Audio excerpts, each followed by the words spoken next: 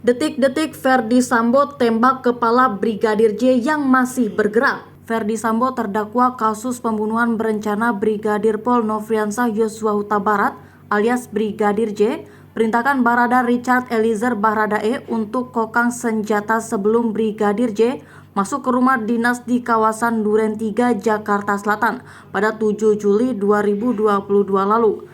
Begitu Brigadir J masuk ke dalam rumah, Verdi Sambo lalu perintahkan Baradae tembak Brigadir J. Namun tubuh Brigadir J sempat masih bergerak. "Kokang senjatamu," kata jaksa menirukan perintah Verdi Sambo kepada Baradae. Hal tersebut tertuang dalam dakwaan jaksa pada persidangan terdakwa kasus pembunuhan berencana Verdi Sambo di Pengadilan Negeri Jakarta Selatan pada Senin 17 Oktober 2022. Merespon perintah Verdi Sambo, Baradae langsung mengokang senjata dan menyelipkannya di pinggang sebelah kanan. Di saat yang bersamaan, Kuat Ma'ruf yang mengetahui kehendak Verdi Sambo dengan sigap dan tanggap memanggil Bribka Ricky Rizal yang berada dekat garasi. "Om dipanggil Bapak sama Yosua," kata jaksa meniru perkataan Kuat Ma'ruf. Ricky Rizal langsung memanggil Brigadir J atau Yosua yang berada di halaman samping rumah bahwa dirinya dipanggil oleh Verdi Sambo. Kemudian Ricky Rizal dan Kuat Ma'ruf masuk mengikuti Brigadir J atau Yosua yang berjalan di depan dan masuk ke ruang tengah. Bertemu dengan Brigadir J atau Yosua, Verdi Sambo kemudian langsung memegang leher Yosua dan mendorongnya ke depan. Dorongan Verdi Sambo membuat posisi Brigadir J atau Yosua berada di dekat tangga, berhadapan dengan dirinya dan Baradae. Sementara Kuat Ma'ruf dan Bribka Ricky Rizal berada di belakang Verdi Sambo dan Baradae. Sedangkan Putri Chandrawati berada di kamar yang jaraknya 3 meter dari lokasi kejadian. Jaksa membeberkan Brigadir J yang didorong Verdi Sambo menyikapi tanpa perlawanan. Verdi Sambo kemudian memerintahkan Brigadir J atau Yosua untuk jongkok. Brigadir J atau Yosua menuruti jongkok sambil mengangkat kedua tangan sambil berkata, "Ada apa ini?" kata Brigadir J yang dibacakan jaksa. Pertanyaan Brigadir J direspon Verdi Sambo dengan perintah bernada keras kepada Baradae. "Woi, kau tembak cepat. Cepat woi, kau tembak," kata jaksa meniru Verdi Sambo saat memberi perintah Baradae tembak Brigadir J. Baradae kemudian mengarahkan senjata api Glock 17 nomor seri MPY 8501 ke tubuh Brigadir J atau Yosua dan menembakkan sebanyak 3 hingga 4 kali. Brigadir J atau Yosua terjatuh dan terkapar mengeluarkan banyak darah.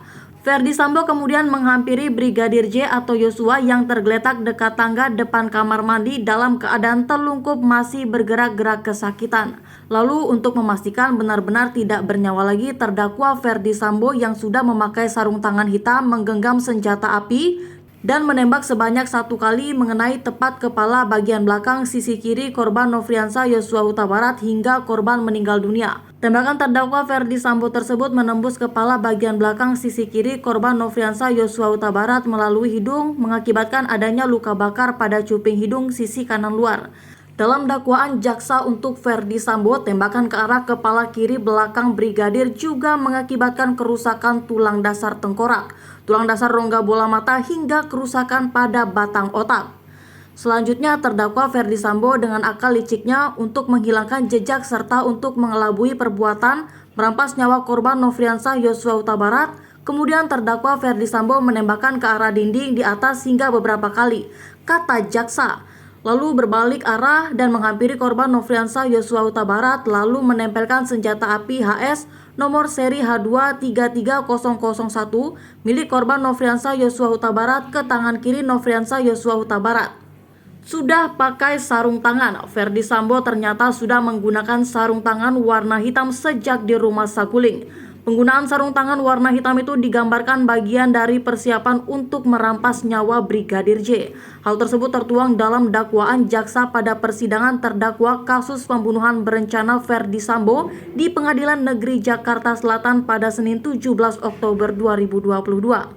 Saksi Richard Eliezer Pudiang Lumiu melihat terdakwa Verdi Sambo sudah menggunakan sarung tangan warna hitam sebagai bagian dari persiapan pelaksanaan merampas nyawa korban Nofriansah Yosua Huta Barat. sebagai bagian dari persiapan pelaksanaan merampas nyawa korban Nofriansah Yosua Huta Barat. Saksi Richard Eliezer Pudiang Lumiu melihat terdakwa Ferdy Sambo sudah menggunakan sarung tangan warna hitam sebagai bagian dari persiapan pelaksanaan merampas nyawa korban Nofriansah Yosua Huta Barat, ungkap jaksa. Jaksa lebih lanjut mengatakan aksi Ferdy Sambo untuk menghilangkan nyawa Brigadir J diketahui oleh istrinya Putri Chandrawati. Namun kata jaksa, Putri Chandrawati tidak mengingatkan Ferdy Sambo untuk mengurungkan soal rencana jahat suaminya kepada Brigadir J. Keduanya justru saling bekerja sama untuk mengikuti dan mendukung kehendak Ferdy Sambo dengan mengajak saksi Ricky Rizal, saksi Richard Eliezer Pudiang Lumiu, saksi Kuat Ma'ruf dan korban Nofriansah Yosua Huta Barat dengan alasan untuk melakukan isolasi mandiri di rumah dinas Duren 3, kata jaksa. Kepergian Putri Chandrawati dan rombongan ke rumah dinas di Jalan Duren 3 diikuti oleh Ferdy Sambo hanya berselang 4 menit. Ferdy Sambo tiba pukul 17:10 di rumah dinas Jalan Duren 3 dan bergegas turun. Ketika itu senjata api yang dibawa Ferdy Sambo terjatuh di dekatnya. Senjata api itu adalah milik korban Nofriansah Yosua Huta Barat, HS nomor seri H233001. Melihat Ferdy Sambo menjatuhkan senjata api, saksi Azan Romer hendak memungut tapi dicegah oleh Ferdy Sambo. Biar saya saja yang mengambil, kata jaksa meniru perkataan Ferdy Sambo. Ketika itu lanjut jaksa, saksi Azan Romer yang hendak membantu ambil senjata api sudah melihat Ferdy Sambo memakai sarung tangan hitam.